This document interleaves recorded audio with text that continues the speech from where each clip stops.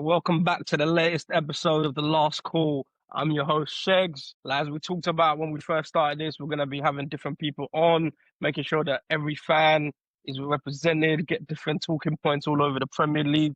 This week, we've got Tristan, as he's been on before, representing Arsenal. We got Ola, who's representing Chelsea. Hopefully, he represented better than the other guy, but we'll get into it. And then we've also got Charlie here today representing West Ham.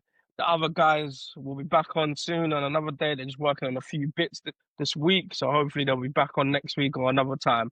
But before we get into it, how was everyone's weekend? Everyone good? Football didn't make everyone cry too much? Whatever. No, man, I watched all my enemies fall. I don't think not all the enemies. Some done all right.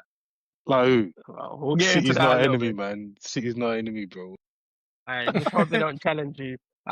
Like us and Chelsea and Liverpool with it, we sorely struggle, but we'll get into that a little bit more later. Charlie's watching his team struggle right now, so if we get any reactions of him, it's probably nothing going down. Not too well, probably. Everton scoring another. Hopefully, we'll see how that goes, but we'll come out to that. We're recording now on a Monday, so the game's still going on, but we'll get hopefully by the end of the game. Let's get it started. First game of the that we'll talk about from this weekend, the biggest game of the weekend. Arsenal versus Newcastle, 4:30. Newcastle started off well. Walter made scored in the 34th minute. I was thinking, all right, it's going to be a long day for Arsenal. They couldn't get nothing going. It looked awful, like nothing was really going forward. He made his subs at half time, which changed things a little bit. And then minute, scored from a set piece, Mikel Merino header. And then thinking, okay, the game's going to end. For me, Nick Pope, I don't know what he was thinking. Like a minute or two left. He's not a great kicker. He's not a great distributor. And then he decides, I'm going to try and hit a long pass, shanks it, Arsenal counter back, get a corner off it. Gabriel scores in the last minute. Game, how do you, Tristan, as an Arsenal fan, how are you feeling? Is that showing that your mentality? Or is it Newcastle just messed it up themselves? To be fair, I feel like it showed like brilliant character from us fighting to the last minute. You know what I mean? I was very impressed. Very, very impressed. Obviously, it wasn't an ideal start. I feel like we had a lot of chances in that game. We could have done a lot better, but you know what, man? 3 points is 3 points. I'm very impressed with what I see, particularly coming off the bench. Mourinho, what's it called? Them man there, they done particularly well for us. It was nice to watch, man. Particularly after these last few weeks, where it hasn't looked like we've been going for the kill. Now this game here, hopefully we can kick on and show what gone. I mean, I feel like this is our statement. If you get what I'm saying, it's only as good as it gets next week, innit? So we have to wait and see. We've got West Ham next week. Hopefully we can continue to do the business. We've got a good record against Nuno, so hopefully things run well. You know what I mean? Okay, so like I said, Arsenal feeling good as it is. They got that comeback win. But Ola, from a Chelsea fan's perspective and being a rival, London rival, how are you feeling about this victory for Arsenal? How do I feel? Honestly, I don't care. I care about Chelsea. What I will say, no, but I'll be real in it. What I will say is set pieces are great. Everyone has to hate on a set piece goal, and I get why, because they're jarring. However, as a team that started to score quite a few set pieces again this year, if you're putting pressure and you can't get the goal, as long as you get shots on target and it goes out for a corner, you want to feel confident and you want to feel like you can do something. Arsenal work hard for their set pieces and they benefit as a result of that. And I think for Arsenal fans, that would be great. You'd want to create more and you don't want to rely on set pieces. However, goals are goals. And I feel like Arsenal have a way of getting them sometimes when it matters. Another way, as a West Ham supporter, it's not really, maybe you could say the title way, saying really in your thing, but your London rival, see the way Arsenal playing, Yeah. they should be the favourites now, looking at the season, or is it still Liverpool? So even from the off, didn't fancy Liverpool. I did not fancy them from the start of the season. All their signings, don't get me wrong, brilliant signings for them. There's too many new players. They've scraped through the last few weeks. They've been fanned out finally against Palace. Their luck's run out. I think it's going to be quite an open season. Personally, I think Arsenal get over the line this year. They're always there or thereabouts. And like Ola said, I just think then set pieces, if you're struggling to find a way to break a team down to get a goal, they've got that backup option. It always gets them out of trouble. And people moan, but mate, it's a way of winning a game and they do it well. But coming from just another perspective and just seeing how it is, do you guys think, especially you, Tris, is it sustainable just scoring loads from set pieces. Because again, yes, they got the comeback and the mentality, and they came back, won the game, but it was 2 set pieces from open play. There wasn't much. I feel like that's a bit disingenuous. There was quite a few chances. I feel like what we had. I can't remember the stats. I don't like stats. I'll be real, but we had quite a few shots on target. I don't know what's it called. Our goals come from set pieces, but I feel like that's a bit of a stretch. We will open teams up. I'll give you that in the first half. In the first half, the first like 15, Like 20 Eze minutes, had a few chances. a few chances, yeah. But after that, especially after Newcastle scored, it was like he wasn't really testing them. You had the Well, to be possession. fair, You was going left or they right. sat in two Yeah. banks of what's it called, or 4, innit? So, yeah, I mean, like we tried to break them down. So I feel like set pieces in that scenario is probably the best way to get a shot on goal, if you get what I'm saying. Obviously, when you're facing low blocks like that, it's very difficult to move the ball like through what's it called, through transition. You know what I mean? So obviously, you have to make chances where you can, and I feel like that was potentially our only way of getting back into that game. They were resilient, very resilient, and they were getting all the decisions as well. I don't even want to talk about the referee too much because they'll call me a conspiracy theorist. But yeah, man, it was a long day for us, man. They done. Yeah, man. The work, fucking, they're just a team full of rugby players, bro. I'm not trying to hear it. Big bullies. Honestly, man. Honestly. Hey, Arsenal fans always coming at that referees against them. But I saw a little handball Not that today, hand not was raised today. high. Hand was raised high. What, for But Gabriel or Bruno I think Gomes? What? it's Arsenal. VAR didn't even look at. This is goes either way. Nah, man, you're rubbish. I see Arsenal fans getting a bit too much. Look, you guys won the game. You guys, you showed the mentality. I didn't think you had it, and I said before, we'll find out if Arsenal is serious this year.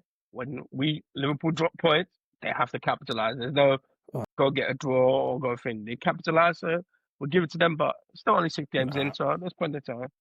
Just to jump on that as well, I think Eddie Howe's partly to blame for their defeat, Newcastle. I think you see it a lot when they play big sides. They always do well. They get themselves, they're always in the game, whether they're behind or leading. They always get themselves back, like at least drawing. And it's like he panics. He then just throws every defender on the pitch, which is what he done yesterday.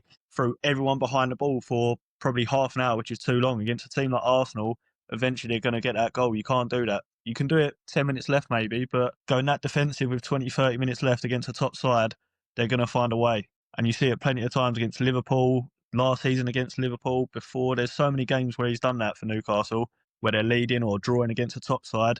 And it's almost as if he panics, chucks everyone behind the ball, and then they concede. Yeah, I think going on to that, I don't want to get too much into the Chelsea point later, but I was watching Chelsea with Prince over the weekend, and I said to him when we got our red card and we were 1-0 up, like we could do with a goal. When you're 1-0 up, I think that as soon as you start playing for a draw, you start playing to not for obviously Newcastle were winning, but as soon as you start playing and you settle in, that's when I feel like problems start to happen with you, because you then start sitting deeper and deeper and deeper, and then all of a sudden when they're taking, just everything is going to be closer to your goal, and in general that's a recipe for disaster. But then also talking about Arsenal's title contenders, with Arsenal it's never their October form or their September form. It's never that. So we can do all of this, but it's never Arsenal's form this time of the year. It's always what's going to happen around March when the pressure really, really ramps up.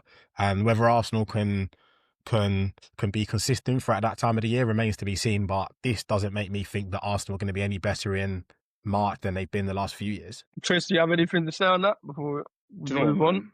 What I will say on that one there is obviously this team now. What I'm gonna say right now, yeah, what's it called? Our floor is very close to the ceiling. Like when you see us rotate the players, the quality doesn't. I'm behind, man. But what I'm trying to say is when we rotate the players, the quality doesn't go anywhere. You know what I mean? We're still able to compete at a high level. So I imagine what's it called? Come the end of the season, what usually happens is we might. It's not happening. I tried. I think then to touch on what Ola said, I just think the top sides this season, City are not the Man City of the past. And the way Liverpool started, I know they've won 4 out of 5, drawn the other one, but they don't look solid. I just think that top 3, it's not going to be a 90-plus point season like most of the last seasons have been. I feel like it'll be the mid-80s, which with Arsenal, obviously when they've slowed down, they've ended around that point slightly higher. So I think it plays into their hands if that's the case. Basically, I don't think Man City and Liverpool are as strong as they have been when they've won the leagues previously. That the points tally would be high enough, which then opens it up for Arsenal, I feel like. Yeah, but I just think the league is stronger. Yeah, in general, yeah. Like even I think we had it at this beginning of the season. Everyone thought, "Oh, Brentford, like, they're done with." Like they lost their manager and lost their best players. But even they found a way. No team this year compared to last season, you even go, "Oh, they're just gonna get there every weekend." Can they even survive? Like even Burnley, though they've lost some games, but they've lost against some big teams. But even though they've been quite competitive and just not found the last bit, so I think the season the league is stronger. Anyone can get beaten on any day, and if you don't turn up, it's a thing. A lot of the teams are very tactical now, so they find their ways to make sure they stay in games. Who knows? Like if you're in the game, anything can happen. Last 5 minutes, all it takes is one mistake from anyone, and then there you go, you've got your win. If we're moving on to the next game of the weekend now, coming into the game, okay, PM kickoff. I saw the lineup: Vert, Isak, Salah. I thought, oh my days, this is going to be. We might go out and just absolutely wipe the floor with them. I know Palace is a hard team, but I thought, look, we're going to get that. Like I said last week, I thought Slot was going to come. We was like, we need to win this game. But as soon as we started that game, we was absolutely terrible. Could not believe what I was watching. I didn't know what I was watching. We just couldn't make a pass. They was all over us. I didn't know what it was. Credit to Palace. Palace, top team, and they know how to play. But in the ninth minute, and next thing you know, it could be 2-3-4 if it wasn't for Alisson. Eventually, second half, we played a little bit better, but we still wasn't ropey. We equalised, and I'm thinking, okay, we could at least take a draw here. And then last minute, long throw, like I couldn't believe what I was seeing, and I couldn't believe how bad we was playing. But I was like, sometimes you need them losses. We got to take that one on the chin, take the loss. Hopefully that gets the coach thinking, okay, we need to fix some problems. And we move. Like there's nothing much from there I can do. On a feel that game kind of went. Do you think it was just like one poor game for Liverpool, or do you think it was all Palace? No, I'll be real. I haven't watched the full game. I've just seen the highlights now. But to be fair, even looking through the 2 goals, set pieces are massive in this league. Football's really become a game of margins, of really around the margin. Yeah. I think the teams that can play the percentages, keep themselves in games, and then take advantage of situations when they arise, they come. I didn't watch that game, but I've watched games of Liverpool in the past, right, this season, and being top of the league unbeaten flattered them massively. I think that going back to, I can't remember who made the point, but I think Char made it. I thought that Liverpool were going to struggle this season, mainly because there has been a lot of change. And although Slot came in last year, there wasn't a lot of change. The actual team barely changed. He came in and shored them up a bit, made them a bit more pragmatic. But then this is the season where there's a lot of change. So I do think that there's going to be teething troubles moving forward, and there have been. I think it's a weird one with Liverpool, because I feel like they'll be good and they'll be competitive, and also because they are the champions, they've got that level of respect. However, I think that as throughout the time the season goes, I think there'll be a lack of cohesion, and I think that they're going to struggle. And I think it is against those Palace-y type teams, where most teams can compete against the big ones, but it's what you do every other week. And again, going back to Chelsea, Palace were a good side, and they do very, very well against the top teams. And I remember when Chelsea lost 0-0 first game of the season, there was a lot of discord about it being, a bit doomsday. Palace are a serious side. Just looking at the Premier League table could be something to talk about later. Who's going to be the Forest of last season this season? And I think that Palace are more than qualified to step into that role. Yeah, Palace are a great team. Glasner, top manager. Disagree. I don't think they're going to be, because I don't think they've got enough attacking threat. Their main thing is they're going to keep in games, and they're going to win some or take draws. And I think that's going to be, they haven't got last year, Forest had Wood, who scored 20 goals. You need someone that I don't think they've got Mateta. Don't write off Mateta. In the Premier League, I don't think they've gone past like 10. Yeah, I think Mateta's good enough, man. I don't think they have the same. It's the other players, I feel like, where they've lost Eze and Elisa over the last 2 years. I think that's where they're going to lack. Like, they haven't got anyone to feed them the balls as much as they did before. So I think they're a hard team to beat. Anyone that plays them, you don't beat them easily. But I don't think they can push the finish. Like, they can give anyone a game, and on their day, if they set up properly, their team, in my eyes, you don't want them to score first. Horror if they score first. Because they will just make it so hard for you to score. Like, if you could get a goal on them and they have to come out, different game. But if they score first, you know this is going to be a long day. So I think I'll give it to them. They're a tough, very, very tough side to beat. They seem to be our bogey team at the moment. They're I the just only think for unbeaten us, side. I was about to say, left they're in the 18 league. games unbeaten, starting Yeah, I from know, last I season, Phenomenal. obviously. Incredible record. Phenomenal. I think they're the longest Like, unbeaten run in Europe. They're Yeah, not man. gonna. By some If they distance do as end well. up finishing, if they end up finishing in the European places, or at least like top 6, top 7, it's not going to be because of amount of goals they concede. It's going to be about staying in games, and Yeah. it only takes one goal to win a game. I just think their only problem is Glasner's end of the season. If he get him all of this, his contract's out. I think if a big job opens, he's gone. So that's Just like to say that. I think they've lost Eze, Elise. He's probably going to go at the end of the season. If they lose Glasner as well, then I think it could go from probably like the best few years Palace have ever had to they could be looking at a bit of bother. yeah. But there's good managers everywhere. They could find another good one. They seem to find Agreed. it. Coming back to Liverpool, there's going to be teething problems. But I think he wants to work for the end of the season because I feel like he was very annoyed that we started off so well last season and then tailed off like in March. So he wants that. Like I think he's probably not as worried as like. I think right now we've got the same amount of points as we did last season. So it's that thing of we're still where we should be. It's not like we're miles off where we should be because then I think that'll be a concern. I think he'll be happy with, okay, we know we got stuff to work on, and he's probably hoping that everything clicks come second half of the season whilst we're still in and around it so then we can make that push.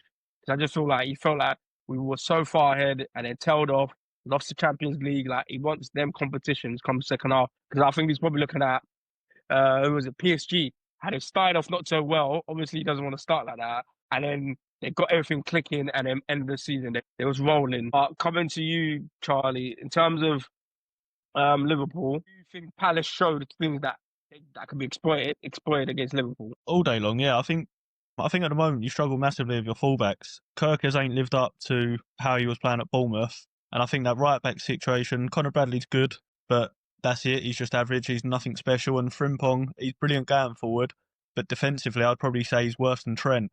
So I think if any team's playing you, I think still the fullbacks are where you'll get exposed and get found out most. Konate as well, for a big lump, Mateta bullied him that first half. Absolutely bullied him. Yeah, I kind of that. What's it called? Frimpong cameo. Yeah, might as well have Stinky. kept that. Might as well have kept him back in the changing rooms because boy couldn't make a pass to save his life. But I think Trist, Szoboszlai is probably still your best right back, and he's not even a right back.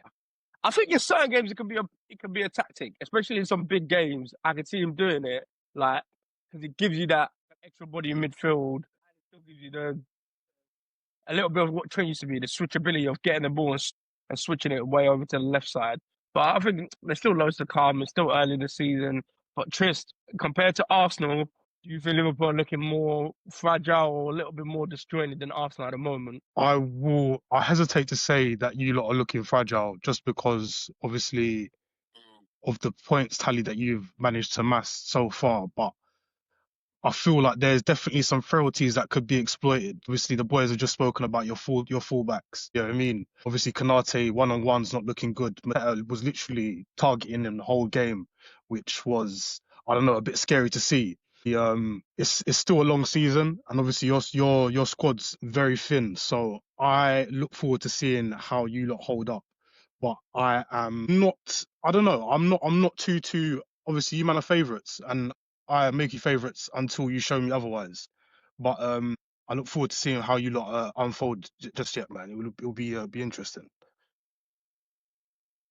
Hey, the bookies have Arsenal favourites, so hey, don't be coming here I and have eyes, trusting bro. them I have favourites. eyes. But moving on, hey, I know Ola was probably vexed at this game. I know, because if I was a Chelsea fan, I would have been pissed differently. Another week, another 10-men game, another six decision from one of the players for absolutely no reason. Because Chelsea was basically dominating that game. Brighton didn't really have much, and then was like moving a bit timid, and you're thinking, Brighton, this isn't the normal Brighton. They weren't coming at But then, as soon as you went out to 10 men from last week, maybe learn a little bit of. Okay, we went out to 10 men and we couldn't get anything out of the game. Okay, now we're 1-0 up. We get something out of the game, however, he does that tactically. But as soon as they went out to 10 men, Brighton just took over. They scored two stoppage time goals. This is more about Chelsea's lack of discipline, or Brighton just eventually found a way once they got the 10 men. Full credit to Brighton. This has got nothing to do with Brighton. Chelsea pissed the game away, really and truly. I think in this first half, we played pretty well. I think that we'd struggled in build-up because Maresca liked to go free, like a 3-1-6, and leaving Caicedo all by himself. And then Caicedo's been getting man-marked by the other team centre-forward. It's happened in many games in a row. And then when you look at our first goal came, or our only goal, it came from Caicedo getting on the ball in time and space, Reece James in between fullback and centre half, Reece James hitting the ball, Enzo Fernandez scores the Endo Fernandez goal. It started off well, it started off nice. I'll always say one goal's always precarious, like a one goal lead means nothing in the Premier League. Tristan's face is actually winding me up. The smile, innit? The smile is actually winding me up. Boy, I was like, that face. That's all I can see. That's all I can see. You got slapped by your feeder cup, man. That's nasty. Excited. That's nasty. Sorry. I've been waiting on Chelsea for Smiling at that. I would be smiling at the world champions too. It's all good. World champions on what? World champions. Smile at us, World tough. champions Smile on at us now for 4 years. Smile at us. He's having to bring up In the world. champions. What do you mean? But anyways, How I dare you? digress. How I shame, digress. how shame. We were up and then I don't remember. I have none. I have 0. So, but even where that red card come from is so stupid because bearing in mind we have got a free kick in Brighton half and straight away it gets played to one of our defenders. Andre Santos takes a horror touch. He took an Ola touch. Mate, don't do that. So he takes an absolute horror touch. And then next thing you know, he's gone through. I think at the moment when he's taking a bad touch and he's going back towards his own goal, take your man down at that moment in time. Because as soon as he plays that ball through and then it's gone, Trev had no choice. Trev got shafted. You can tell that Sanchez didn't want to come off of his line because of what happened a week before. And then I thought it was unfortunate for Trev. And as I said, I was watching it with Prince. And me and Prince both said, okay, cool, innit? Trevor Chalobah got sent off, but that's Andre Santos' red card. And then Maresca hooked Santos straight away. And in all fairness, Brighton didn't get on top. We competed for about a good 10 minutes. And then we made subs. We brought off Estevao, brought on Gusto, and then they brought on obviously Welbeck and I think somebody else. And then sort of the game went away. What I will say though is that at the moment when it was 2-1. First goal, not great. Ashipon probably could have done better in terms of tracking the runners. Happens. The second goal, I think, is a set piece. The third goal is a wind up because it's seconds are left. We're 1-0 down and we're a goal down. Only takes a second to score a goal. Why Rob Sanchez decides to, one, roll it out, not get anyone set. Reece James is facing him on the edge of his box. They've been pressing us high the whole game, and yet he decides to try and bop it on the edge of the box. Gives the ball to Reece James. Reece James gives it to Josh, loses the ball, and then we play. And this reminds me to Fulham last year where we ended up conceding. And it's just from when you are chasing a game, and it's when it's those negative game states, just not being able to play with a bit of composure or pragmatic. Because in that Fulham game, Sanchez banged it, but we had no one back. So when he bangs it poorly because he's a dunce, the ball then comes back and we're not set up. In this same one, the boy is a dunce. So like he rolls it, doesn't even get set, plays the pass to Reece James, and we're getting pressured on the edge of our box. When there's seconds left and you're losing, it's got to go long. And what would really make me cool is if we've been bopping it all game. If we've been bopping it, playing through them all game, I'd hear it. But no, they pressed us high and Sanchez was banging it all game. Sanchez was banging it long. And then in that moment, he decides to play short. Like, the boy's his decision-making skills are horrendous. One of the worst bits of decision-making skills I've ever seen in my whole entire life. Shout out to Brighton, but this is Chelsea just not being able to manage it. I haven't listened to Maresca's press conference, but he said that, but apparently he said that he could have done better in terms of managing those game states when we're down to 10, which, you know, I mean, no shit. Like, of course you could have managed it better. And that's me done. Sorry, I went off for a bit. Man, hey, it could do it to someone. Look, Chelsea, it just feels like they're just making a decision that you're like, why? There's no need. Like, it's not even like Sanchez last week. Like, it's wet. The ball's going to skid off the floor. Why are you sprint it out so quickly? It's like, again, this week, like, you take a bad touch. You see there's a defender there. Look, worse, pull him down. You take your yellow. You move on with the game. But he just doesn't even do anything. Like, he just kind of lets him run off and then it's done. Like, but I just think players with Chelsea, they just got to make them smart decisions. And I do think, I know you said Santos was the one that caused the red, and it was his fault. If you're down to 10 men, you kind of need him. We was talking about it last week. You need players that are good with short passing. If you're down to 10, you need to be able to keep the ball. In the midfield, he's good at, that's what he's good at. That's what his job is. Break up play, can make short passing with Caicedo. You can move from there. But taking him off, I don't know what, I know he's probably pissed like you was, like why he did that. But I think it probably would have served him better to keep him on to help with the game. And who knows? But Trist, I know you've been cheesing all the way throughout the way you were speaking. You was enjoying that pain. Yes. But for you, Not like, pain. do you feel? Delicious. Reflections. Do you think Chelsea are further away from that top four, or do you think they can even like these mistakes keep costing them throughout to get to that top four? Because I'm not sure, they're probably just scraping top 10 at the moment. Maybe try to find out where they are at the moment. But look at the points, though. We're not far off in terms of points. It's one match week. They're ninth place at the moment. How many points are we off? 4th? 4. 4 points off. That's 2 match weeks. Yeah. It's fine. Hey, you got us next week. Hey, that could be weeks. Said it's fine. What? I'm telling you, you don't want Pedro Neto up against Frimpong. I don't think Pedro knows what he's gonna do. Pedro Neto yeah, baller. but he should. Nah, but it's all fine. Chris, he's still there because I know we lost Charlie. I don't know if we lost to someone else. I think he's reconnecting at the moment. Charlie, but Tristan. But I could talk about Chelsea for days. I think that even going back to that point you were making about whether Anderson was the right substitution to make, I think that that's a good point. And I think that Maresca, I think that sometimes we forget it's only his 3rd season as a gaffer. And I think that that was probably, and I thought that that was like very reactionary, as in we've just got this red card because of you. Now you're going to be the one that comes off. And I feel like just looking at it very, very black and white and maybe not thinking bigger picture and about how we set up for the rest of the game. I think taking off that last week against United, if Palmer's already injured or he's carrying something, as soon as we go down to 10 men and it's raining like that, you take him off if he's carrying a knock. So I think that in ways like that, I think that Maresca's like definitely learning, and he's made some not horror decisions, but questionable decisions that he needs to answer. I still, going into the season, thought that we'd go top 4 in a trophy. Nothing about the start of the season makes me think that we can't finish top 4 and still win a trophy. We've not been knocked out of anything. So I still feel like over the course of the season, we'll be all right. And however, we have been bitten by the injury bug, which hopefully will ease itself soon. Like for me, Chelsea got ultra talent, and it's like the talent is there for days. I think it's only so much you can keep going with young players. Like you can't have a squad of just youth because they're prone to mistake here, mistake there. But like it's fair enough if you have one, but at any given game, those could make a mistake, and it's like that's gonna keep costing you. But the talent's there. The talent's crazy.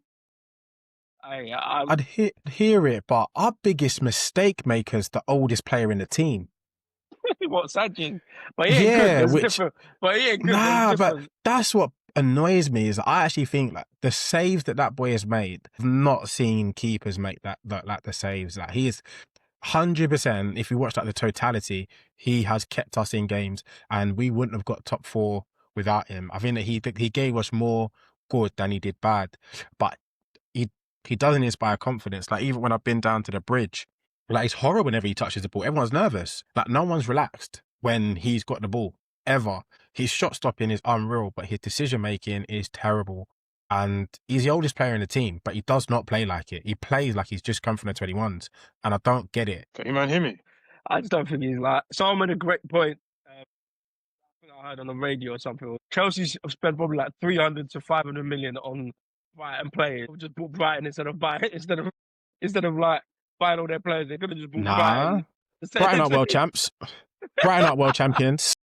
Hey, Brighton are world champions. I don't know what world champions they are. World champions are what exactly?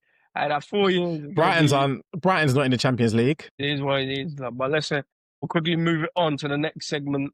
Hopefully, we get some of the other guys back because I'm just having some trouble with Man City and Burnley.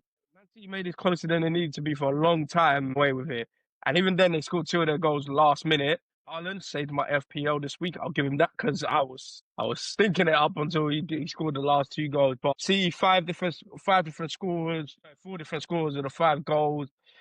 Burnley dominated for a bit, but then, as we said, defensive areas killed them. But do you think this is just another routine win for Chelsea, or do you think they finally got? It's also for City, or do you For think City. they look, or do you think they're just looking? They're starting to look good again. They're starting to look like they're a little bit like they're old. Again, I'll be completely transparent. I haven't watched the City Burnley game. So in terms of like the specifics of the game, I can't talk about it. What I will say though is that coming into the season, City the team that I backed. The horse that I don't bet, it's haram. I'm not Muslim, but it's still haram, you know what I'm saying? I don't bet, but if I were a betting man, then it would be City is where I put my money. So I'm not surprised to see City winning convincingly, because I feel like Man City are the most. I feel like if there's any team that's going to round into form this season, I back City more than anyone else in the league. If there's a team that I think is going to rattle off 20 wins in a row, I still feel like it's City. If there's a team that I feel like just needs moments and time on the pitch, then it is City. I feel like Pep's evolving as a gaffer. I think that he's more willing to play certain styles of football and that you wouldn't have thought previously. You know, if you'd have told me 10 years ago that Erling Haaland and Donnarumma would be his starting 9 and goalkeeper, whilst obviously 10 years ago I didn't know who Haaland was, but if you'd have told me that they'd have this massive, lanky, tall, Viking type centre forward that doesn't really get involved with the play too much, but is a physical freak up top, and then you've got a goalkeeper who wouldn't say his best attribute is keeping it short and keeping it on the deck and playing nice and intricate passes, I'd have said no chance. But Pep is clearly showing that he's got, he's an onion, he's got layers to him. And obviously we know he's got layers to him, but we thought he was a red onion, but now he's a white onion as well. And he's a shallot. Like, he's just like, there's layers. It's complex when it comes to him. So I'll still back this City horse. You need to run that. You need to run that. You need to run that again, because I need to make a note of that. What? I need to hear that one again. I said Pep's an onion. He's got layers to him. But where we thought he was just a red onion, nah, he's a white onion. He's a shallot. He's a spring onion. Every type of onion, he's that. And every single type, there's layers. And I feel like this season, the more it's going to go on, I'd like to see City be just, not even I'd like to be, because I don't care ultimately. I care about Chelsea. But I like it when I see teams play a bit more pragmatic. Football's not played in ideals. So I think that City are going to win this league. I think City are going to win this league. I am very surprised to hear that. I have no faith in City. Like, I have the complete 180. I think they'll be, obviously they're not going to be a stinky team. I think they'll be good, but I just don't see it. I don't trust their midfield. The midfield can get run up on.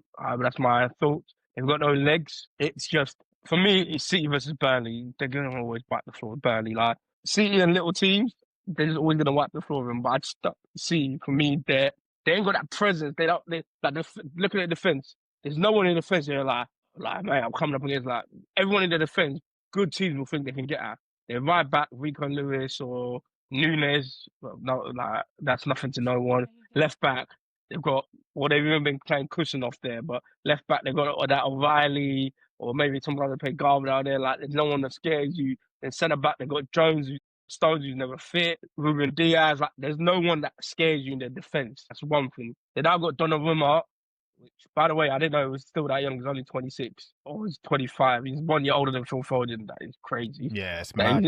That is crazy. Been playing since he was 16. But again, he's a big keeper, not great with his feet. And surprisingly, like, when it comes to corners, because he's big, people just actually assume he's great in the air. But even that goal that who they played last week?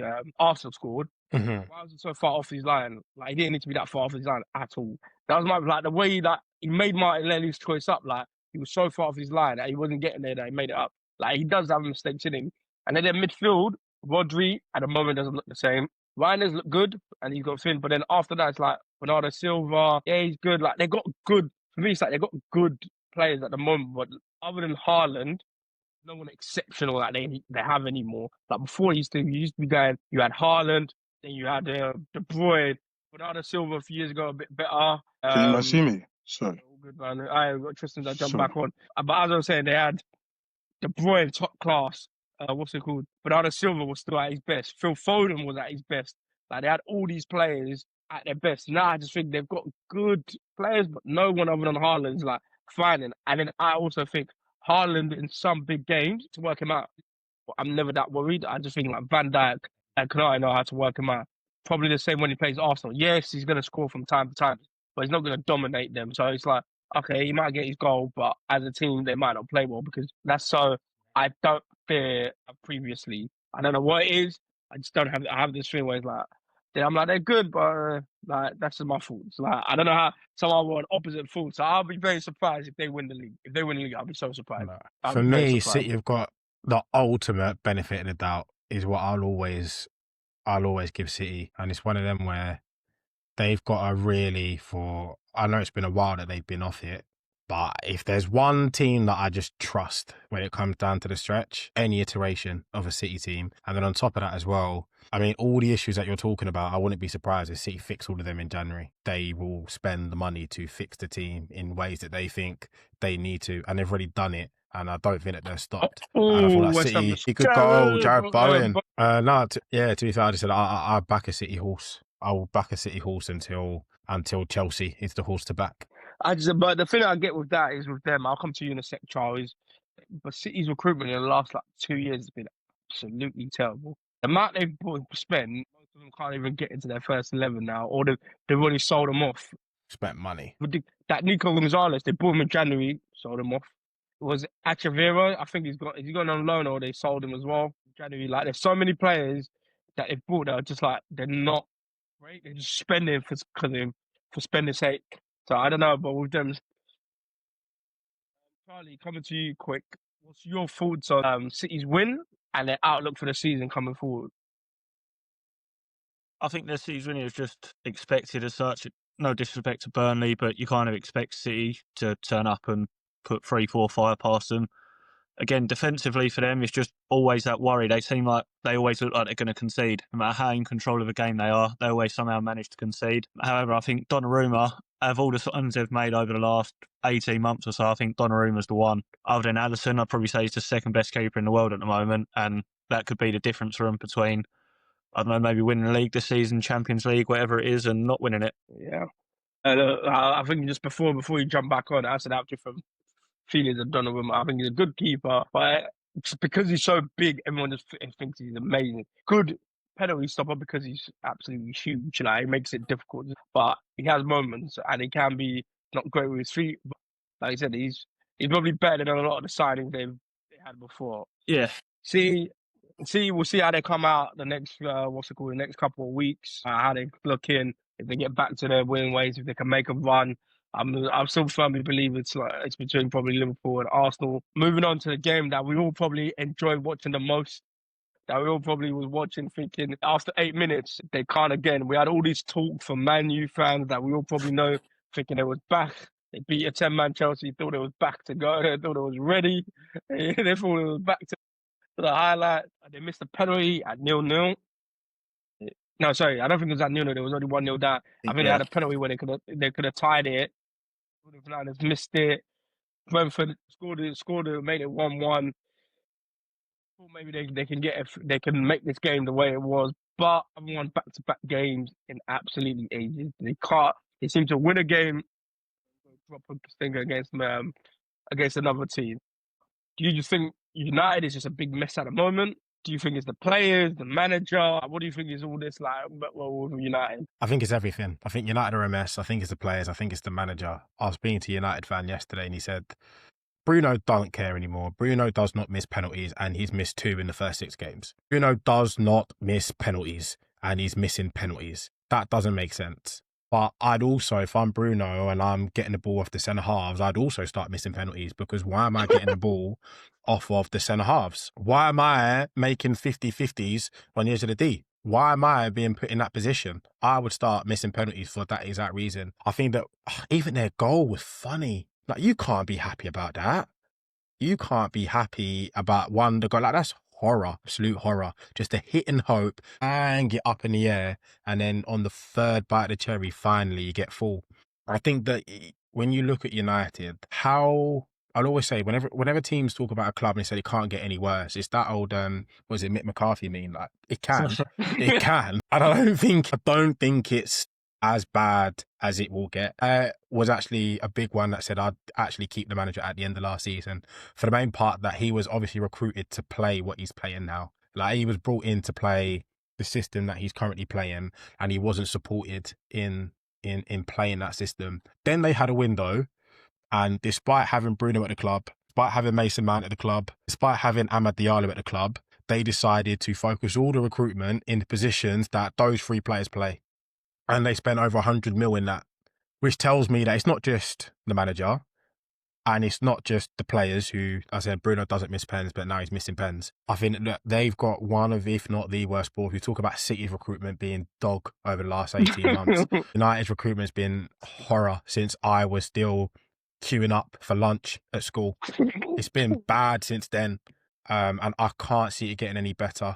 I think that they've got some decent players, but they can't be that bad. However, I think it's the biggest definition of they are definitely less than the sum of their parts. I don't think Amorim's as bad as a manager. I don't think that the players are as bad as they look. I think the keeper is not good by and dear. They need to give the other guy, Sonny Lamans, a chance. But that is something I don't know. I don't know. Everything that you mentioned, Shegs, is accurate. It's all wrong. Everything. They've rotted that club. Right, I don't even know where to begin, but Charlie, like, do Brentford deserve the credit for this, or is it just Man U, for whatever reason, just can't get things to be correct? Some days bit they of get their both. lucky days, but it seems like they can't get everything right at the moment. Brentford, they've won 3-1. You give them their credit, you know. You can't play bad and go and win 3-1, so they must have done something right. However, I think it's a bit of both, as in United are just United at the moment. There is no words to describe them. I think just, you look at their first goal they conceded, it was just a straight long ball, straight down the middle. Then one, they got Delict, and I think Harry Maguire was on the pitch. You got two big lumps of a centre-back. You can't be getting beat by a long ball like that. And then the worst it was, about 5 minutes later, it then happened again, the exact same goal. It's bad enough to concede one goal like that, but two, that's terrible. I don't expect to concede them on Sunday League, let alone in the Premier League. So, yeah, I don't know where it's from. They struggled for goals last season. They've signed proven players in them positions to score goals, and they're still struggling to score goals. I think the manager, I get he's got a system, but he clearly ain't got the players for it at the moment, and a good manager would adapt to that and set up to get results. He's not doing that. He's setting up to be like, I'm playing this way no matter what, this is how we're doing it. And I don't agree with that. I think you got to put results first over what your philosophy is, how you want to play. Once you get the players in, then you can transition to that. The funny thing is, he literally had, like you said, he had a bunch of 10s. Fair enough, maybe he wanted a little upgrade in that position. But you got Bruno, top class. So you can go, let me get one more. I want to upgrade, I want to be trusted. We've got Cunha, Owen, Bremo. To me, I said it before, if Bremo should have went Spurs, he would have killed it at Spurs. I don't know why he went, because he's not really a 10, he's a winger. He's been a winger his whole career. Don't know why he's going to start playing 10. Thomas Frank Cunha, at Spurs too. Exactly. I don't know why they didn't go there, because he would have done, but he wanted to go Man U. Yeah, I can understand one of them. But what they were missing, the two biggest deficits of them last season was a DM. Literally did not address either of them. Like, because you got Harry Maguire and Delict. If you're going to play that formation, if you're so stuck on this formation, you have to get the right players for those positions. You got Harry Maguire and Delict. They both can only play the centre of that formation because they both can't turn. So you can't have them playing the right centre back or left centre back because they're just going to get killed. They can't turn. So you needed a centre back that was mobile, could cover the channels, could move. Like, that should have been your target. Centre backs anywhere in Europe, in South America, go get someone that you know can do that. But they focus on these 10s, which are now, like, you create a redundancy. You just got all these players playing the same position that can't play, having to rather play Ahmed at right wing back, or you're playing Dallo left wing back. Like, I just don't get why there's no one in like, it's like you want someone to be in charge to go, hold on a second, this is what we've got, this is what we need. Why are we just getting players for the sake of getting players? We're trying to play this one formation sort of in for him, and even West Ham. But I think the same thing why West Ham and Liverpool didn't go for him. This guy's stuck on a formation that he can't, like, it's got to be this thing when it's like, you haven't got the players. For me, though, when it comes to they ain't got the players, the United board recruited him to play that formation. You knew what he was getting. Guarantee that throughout the interview process, if they did due diligence, this will not be a surprise. So whenever people are like, you need to change formation, if I'm him, I'm like, at the end of the day, if you wanted someone to play a different formation, you should have hired that guy. Everybody knows that I play a certain way. And he's not got the players. He's square pegs in round holes. Amad Diallo is not a wingback. Like, that's another one. But that's on the board, though. That's the problem I'm making. 100%. Liverpool had the interview and thought, okay, he can be a good manager, but our players can't play, or they're not suited to this formation, and he's not going to be willing to change. Why? Then we don't need to hire him because he's gonna exactly where he would have come. He would have come into Liverpool. He would have tried that formation. Certain players would have been like, "What is this? We can't do we don't want this." They had the same thing. So I don't get the board. Like they were just so hungry, and it's all that's the Man U thing. I've always they love the star name, the star everything. He was the star manager in Portugal. Took Sporting Lisbon. Was it? No, it's not Sporting Lisbon. It's Sporting. Sporting took them from like not really finishing high to winning the league. They loved the star thing. Same thing when they got Ronaldo. They did not really need Ronaldo at all at that point, but they wanted a star name. They loved that figure or thing that's a star. Suit the team. Like even that Cunha and Bremo. Oh, we're gonna get the star names, the two attacking star names, but they don't suit the way you play. So what's the point of getting both of them? We had a similar problem with Potter. He was persistent on playing the same way Amorim does, and he's playing 3 or 4 of our best players out of position, and that's why it just weren't working for him. And that's the same issue Amorim's got at the moment. Diallo's, your Bruno Fernandez's, they're getting played out of position where they're not getting involved in the games where they should be, and that's what's costing him games. I think ultimately actually having this conversation is a lot of blame on a lot of people at United, and no one's without any blame. They are legitimately a bottom half of the table team who, they beat Chelsea because Chelsea were down to 10 men, and by the time it was equal, all of Chelsea's best players were off the pitch. Okay. And the decision to prioritise a striker and 2 10s, considering how much work was needed in other parts of the pitch, is criminal. And then going in for that Mickey Mouse attempt to try and get Baleba, who wasn't going anywhere. I really think that was just done just to try and appease the fans over what was going on with Kobe and everything, and and just what it was playing. Not getting in a centre mid is shocking. An actual centre mid. Having Bruno Fernandes getting the ball deep off of centre halves as not a case of him trying to get in the game, but because that's his role, is absolutely shocking. The manager plays this formation, you hire him to play this formation, and he has not been backed in getting the players. If I was Amorim, I don't know, obviously we don't know what the conversations were in the back room, but surely he couldn't have been happy with the business. I think, but I've question with that. Go on, Charlie. No, so I was going to say a question. Obviously, I think Man U got offered, 90 million, 100 million, whatever else, for Bruno Fernandes. As good as he is, if you're so set on playing that formation, what do you do? Because he's clearly not fit for that formation. So do you take the money? He's clearly their best player, but he don't suit the formation. So yeah, Char, you just reminded me. It's the board. It's the board, because 90 million, Bruno Fernandes might be worth, at 30 years old, I don't think he's worth 90 million, but he might be worth 90 million as a 10. At 8, and they're playing him as an 8, he's worth what? 30, 40 as an 8. So if you're going to play him as an 8, his value isn't anywhere near that, and then you've ended up getting it. Like, they could have spent that, and he's probably the highest paid player at the club as well. Yeah, no, it's shocking. It's all on the board. It's not all on the board, but it's also some big clubs like Man United ego of like, we can't be selling our best players. But you're not there yet. You haven't been there for a long time. Sometimes it's like, okay, we've got to sell that best player. Because imagine if you sold it for 90, if you'd have sold it for 90, or whatever they were willing, now that believer that they're trying to go for, you can go because you just made 90 million. So you can go, okay, yeah, we might have to overspend to get the next guy, but you can get the next guy. It's like ego is like, no, we can't seem to be selling our best players. We don't want to get rid of them. And it's like, but sometimes you just got to get rid of players and look to reinvest smartly to try and go forward. But I also think with Man United, like it is, it's just, I just can't get like bored. It's just like, I just don't understand. Like, people getting paid millions to do what? Like, they actually getting paid millions to do what? Like, any person who saw Man United last season would have said, we need a centre back that's quick and athletic, and we need a centre mid. That's the first that's all you'd be saying you needed. But someone in there thought we need to get these others. Like, I don't know if it's agents that they're working with or whatever they're going on, but it's just like they need to maybe come down a peg, reevaluate. Sometimes you got to go backwards to go forwards. Like, you can't keep going this way. And the fact they haven't won a back-to-back game in so long, it's just crazy.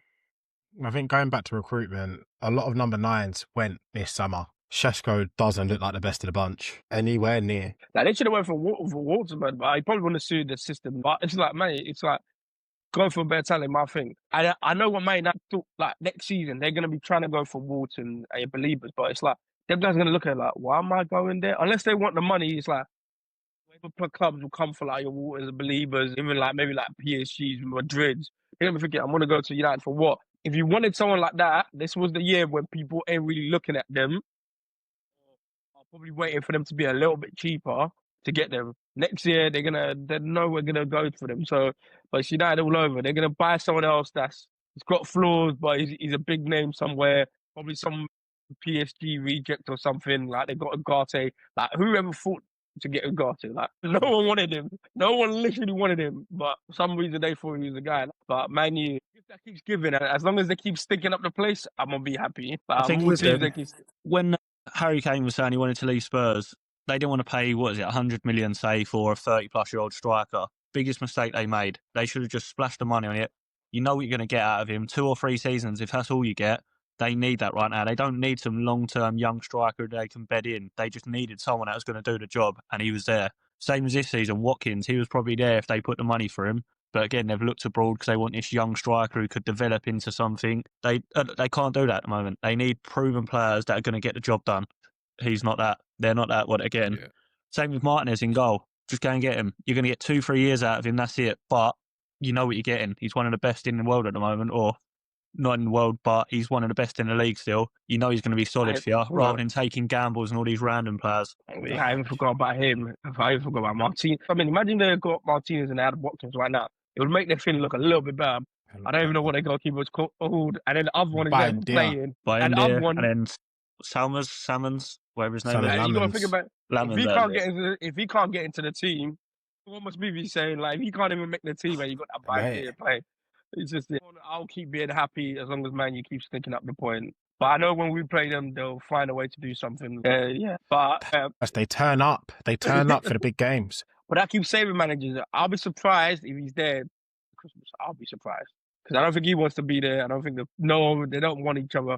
And I'll put my money on it. I'm telling everyone. I've said it and I'll say it again. Glasner's going to be their next manager. Like, if I'm Glasner, it makes sense. 3-back manager for a 3-back manager. But if I'm Glasner, I'm not going to play a 3-back and play this formation if you're giving me Bruno, Ugarte, and Casemiro in my midfield. I'm not taking the job.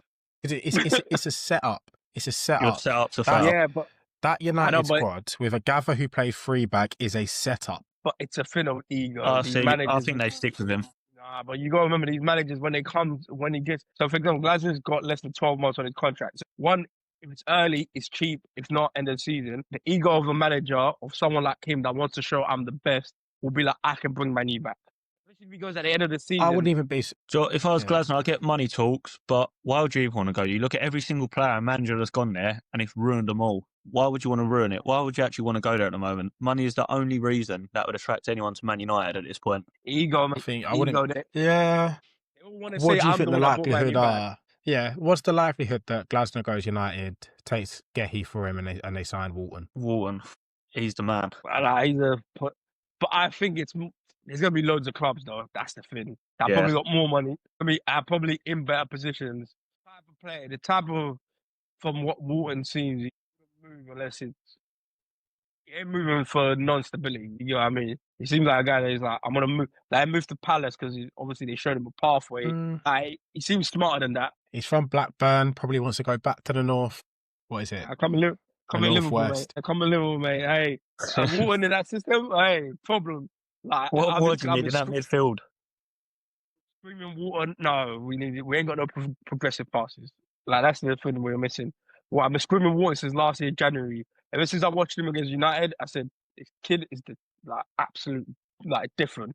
It's just the way he always plays forward. But I don't want to get on a Walton talk. I can ramble on about Walton forever. Like, man, that kid is going straight to the top.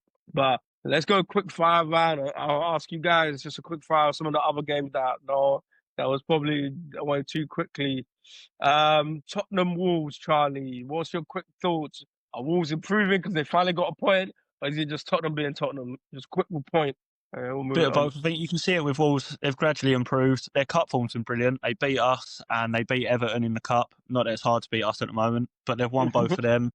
Their games have all been close. You know, it's not like they've been getting smashed every week. They've been close. So I think that result was coming from getting their first win. And I don't know, Spurs it's just Spurs, ain't it? They just don't have consistency. 1 minute they look really good. The next minute they look like Spurs. Best way to put it. Nottingham Forest, Sunderland. Nottingham Forest got that 1-0. It's Sunderland looking like they are. To be honest, I think they've almost got more points than who came bottom last season. Was it Southampton or whoever came Southampton, bottom I last think they're season. like a point off I them. think, yeah, from last season, Sunderland. They look like they can actually challenge maybe Europa League or maybe Conference League places. And with Forest, do you think this change was probably not the right change to make at this time? I think that sorry, give me a sec. I think that with Forest it was politics. So whether it was the right time to make the move or not, I think that when it's politics and it's not being done for football decisions, it's always hard to think. What I will say is I hate Ange. I can't stand him.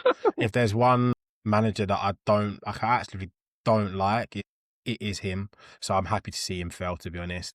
When it comes to Sunderland, oh gosh, sorry, I'm just watching bits of this West Ham. When it comes to Sunderland, I'm happy for him. I like Sunderland. Sunderland are probably the team that has been in the Championship that I've been looking at the last few years, hoping that they come up the most.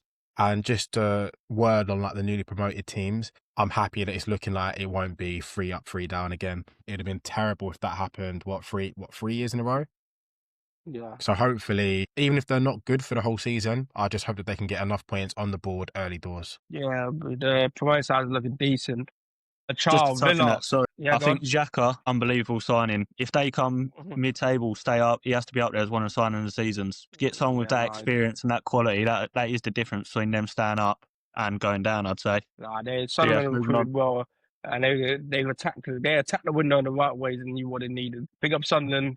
I can't wait for that first derby with Newcastle. That's going to be bouncing up there. Aston Villa finally got their first win of the season. Is it their first? Yeah, their first win. No, first win because they drew last week as well.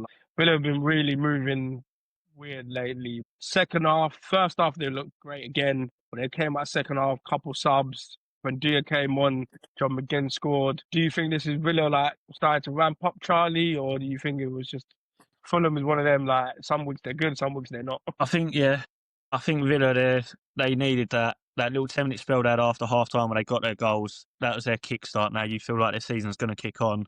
I think the only worry for them is they've got 2 or 3 decent games, and then after that they play Man City, Liverpool, Newcastle, or along those lines, all in a row. They're trying to build their momentum now, but they've got some hard fixtures coming up, which obviously when you're struggling at the moment like they are, you could do without that to get that momentum to get your season going. Yeah, no, I completely understand.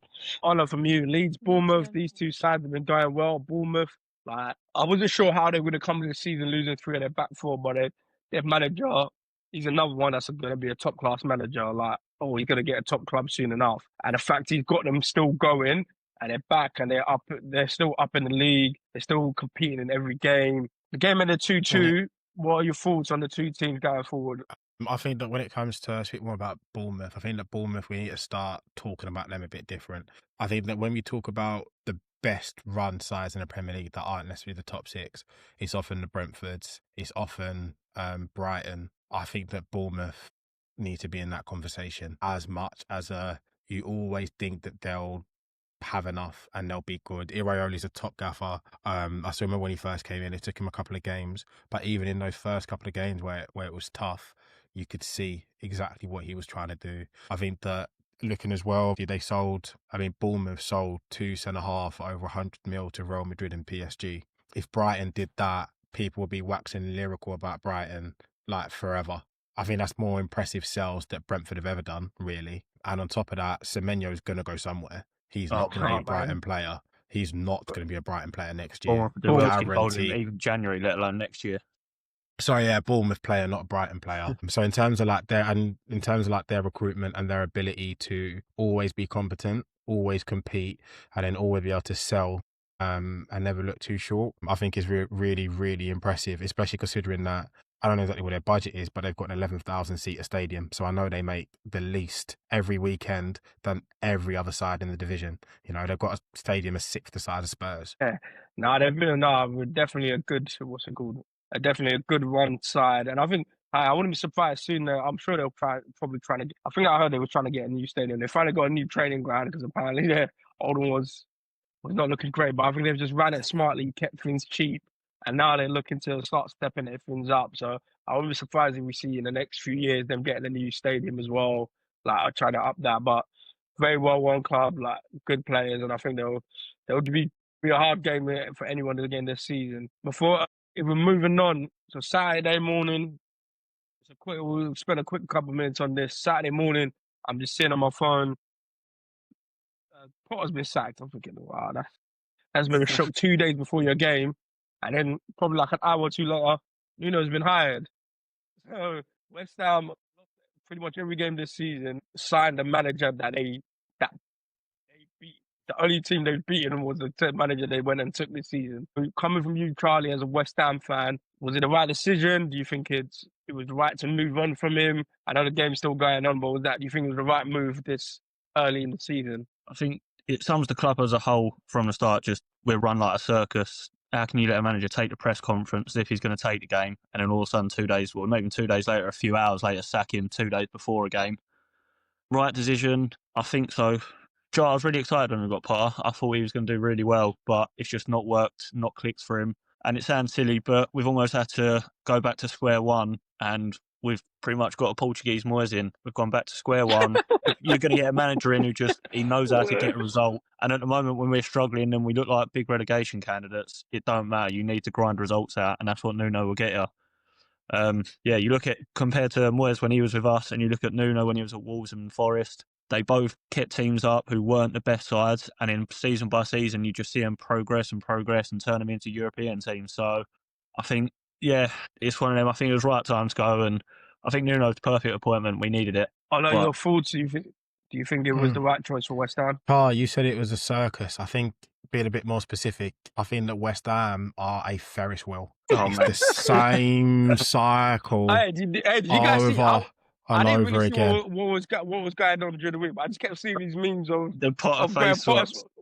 I was like, what is going on? Like, I was just seeing it everywhere. I didn't even get it. Like, and the next, he's getting sacked. When that was the last thought. I just think it's one of them, like, everyone goes, be careful what you wish for, and all we're moaning about our owners. We was when we was doing well in Europe, and everyone's like, yeah, but you've won a European trophy. It's like, great, from the outside, that's how you look at it. But when you're a fan and you see everything else that goes on and the lies that was told, it's much deeper than that. Like you say, you look at how well we were to where we are now in the space of probably 18 months. It ain't just the manager's fault. It comes from the top, and it has been ever since we've had these owners. I think that what happened with West Ham that's why I call it a Ferris wheel, because it's the same cycle over and over again. They'll play quite direct, relatively pragmatic, do well, have success, build, become a top half side, and then for some reason, I mean, I get why, but the aspirations change. And they think to continue moving up the league, they've then got to play a more control, measured style of game. So then they sack the manager, who is more direct. They get in a more measured control type gaffer, but he's still got direct type players, so then it doesn't work. And then he gets sacked. And then they bring in another direct gaffer, or just Moisey again. And it's the same thing. And you've had Potter, who was more measured. You got Potter when you had direct type players, started to get more control type players. And then they've gone back to Nuno, and it's the same. And if Nuno does well, when you're finishing 8th, but the owners think he should be finishing 5th, it's going to be the exact same thing again. I just think the problem was, like, with Moyes, I was happy to see Moyes go. I know he won a trophy, and for me, like, he's a legend. I'm not talking bad, and he's probably the best manager I've had in my lifetime, will have in my lifetime at West Ham. But I think it was the right time for him to go at the end of that, because the results in the league, they were poor. And how we are at the moment, where we're getting beat by 3, 4, 5 goals every week, that's how he was getting with Moyes. So I think it was the right time to move on. The problem was the ambition the owners showed in getting a manager.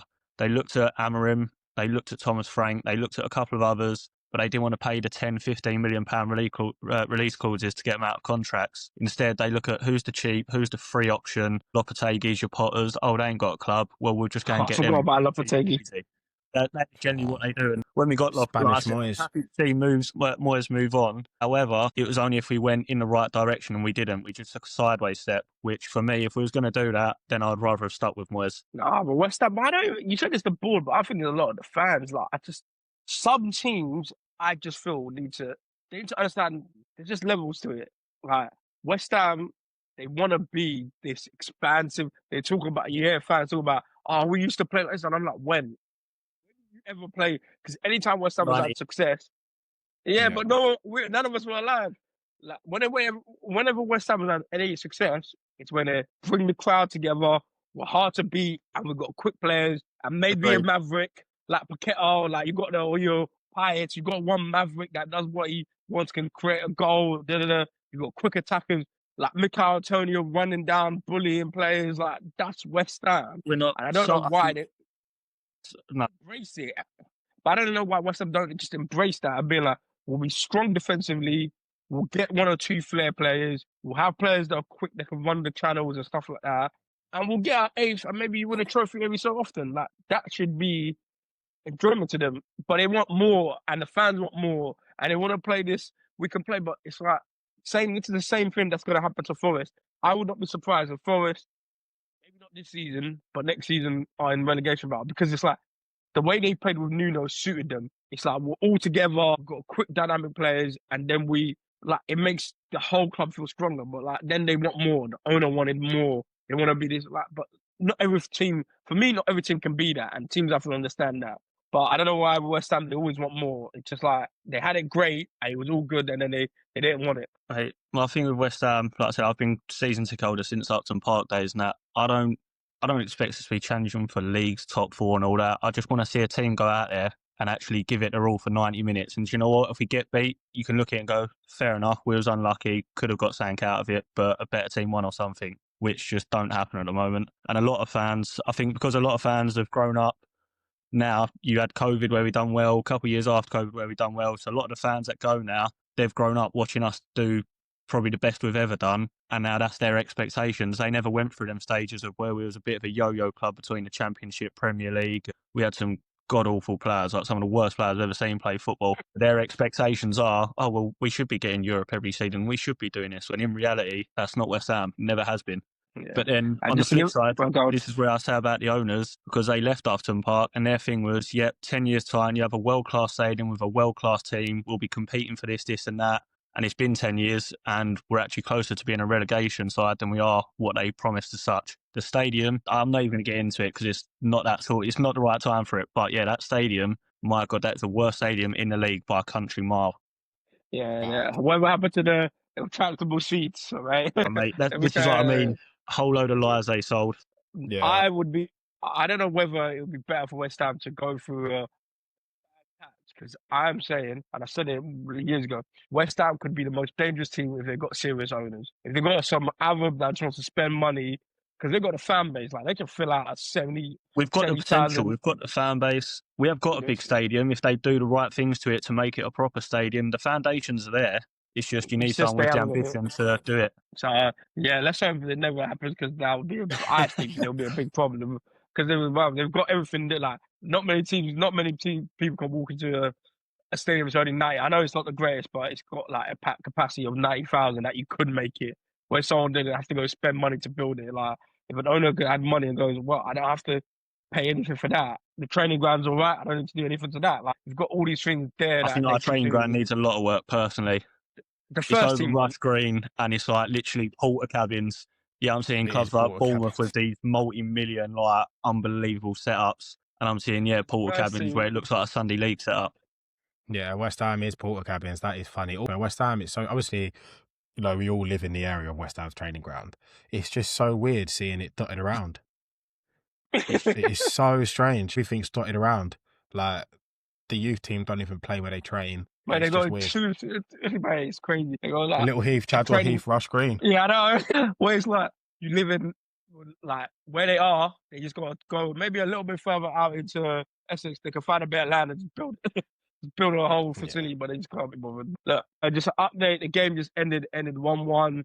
Nuno does what he does. He keeps teams in it. He's probably works all weekend on just being solid defensively and making sure they can be in the game. And then Bowen comes up with the trumps.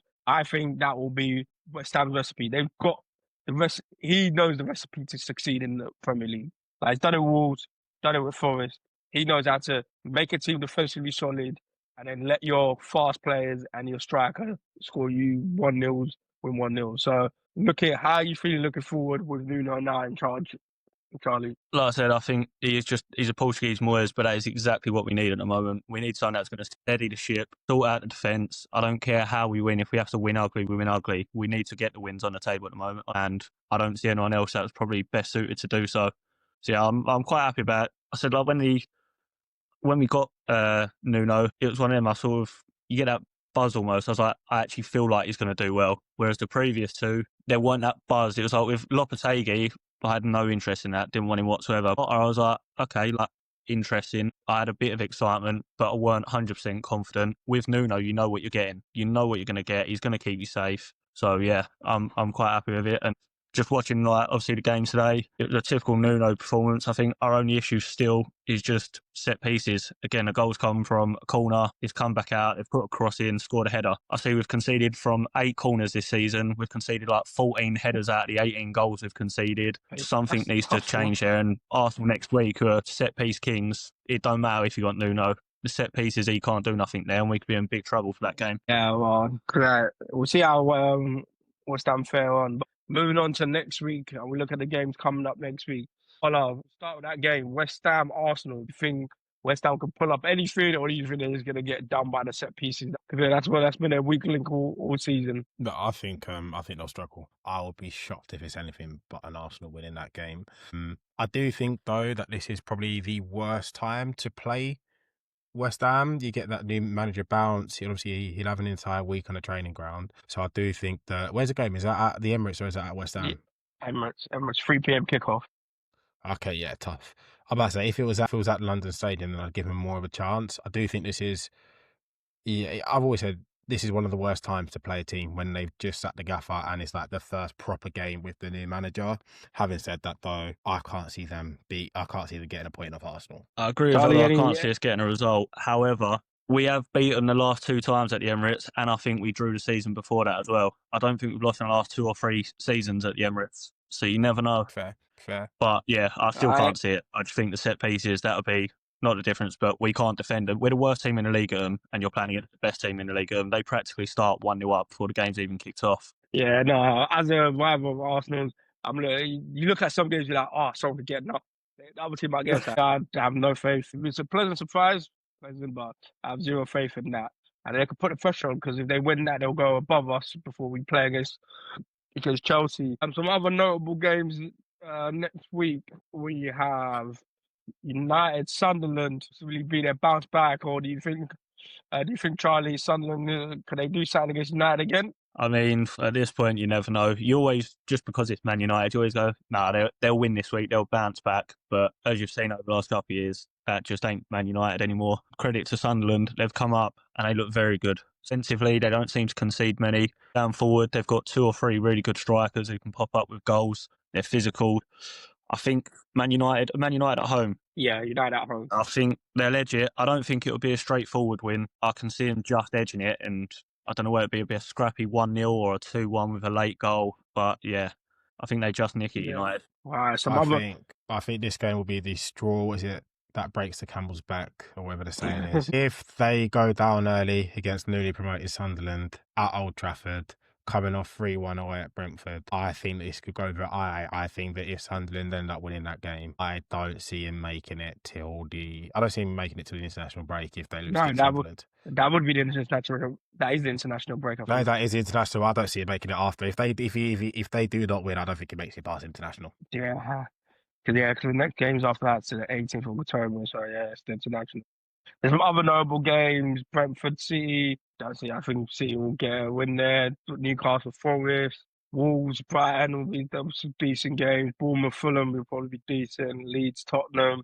But the big game of the weekend, Chelsea, the Bridge, 5:30 kickoff on Saturday. Your thoughts? Give me your thoughts, Ola. What do you think? You think Chelsea is their bounce back, or is their third loss on the bounce? Third loss on the bounce. We've got Benfica on midweek. Hey, we don't count the Champions League. Mourinho's back at the Bridge as well. Are we talking about third loss on the bounce when we've got a game to play before that game?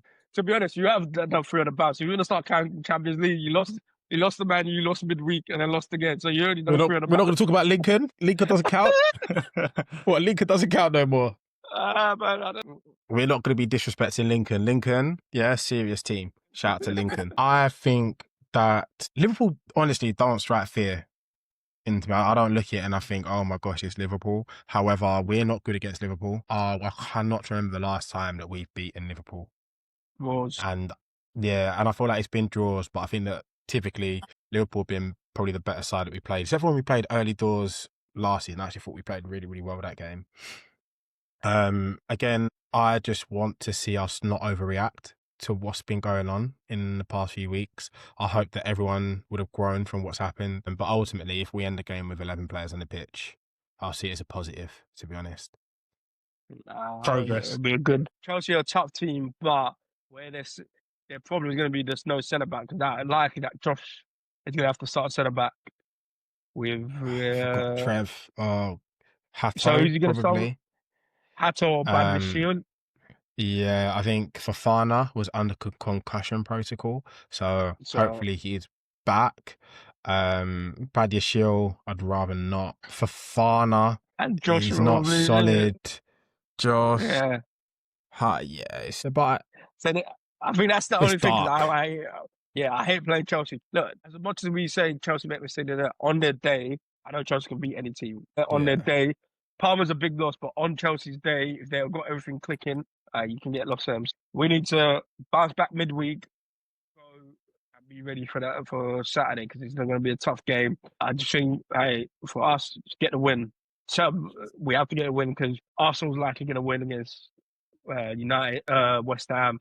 So you can't go into, if you lose, that just gives them momentum to Arsenal. You can't go kill their momentum. So the boys got to turn up. They're going to fix their problems, go into the bridge, do their job, and move on afterwards. So it'll be good to see how it comes out. I think with Chelsea at the moment, I don't know where they get goals from either.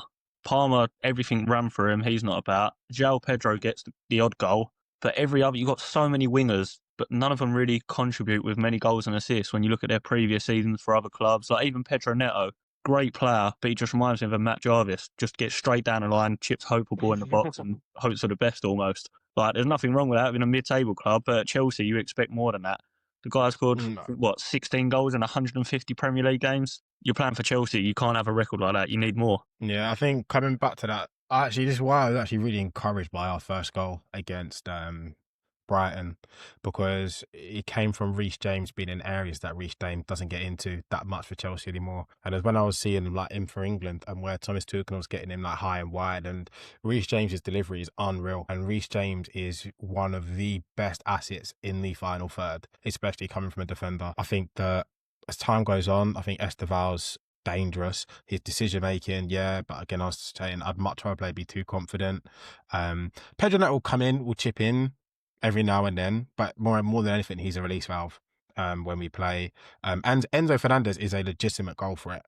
If you look at his goals and assists since the start, in 2025, he is up there as arguably the most prolific central midfielder in the entire league. And then on top of that, you've got a set piece threat as well. So I actually don't really worry all too much about. I feel like we've got goals in the team. It's just about putting players in a position to create chances. And I feel like we've got the players for that. And I feel like Reece James is a massive, massive, massive key. Yeah. It's about keeping him fit. He's definitely resting him tomorrow, Tuesday or Wednesday. He's definitely getting rested.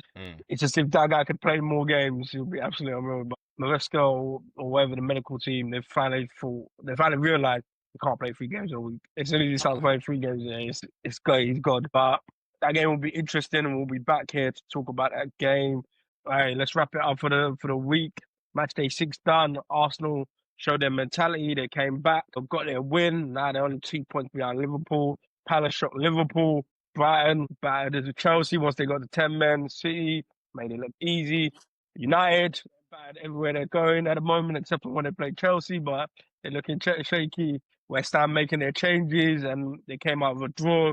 Well, thanks to Ola, Charlie, Tristan, we can get them to finish an episode they worked out. So hopefully we can get them to finish the episode. We'll be back next week for more. And remember, it's not over to the last call.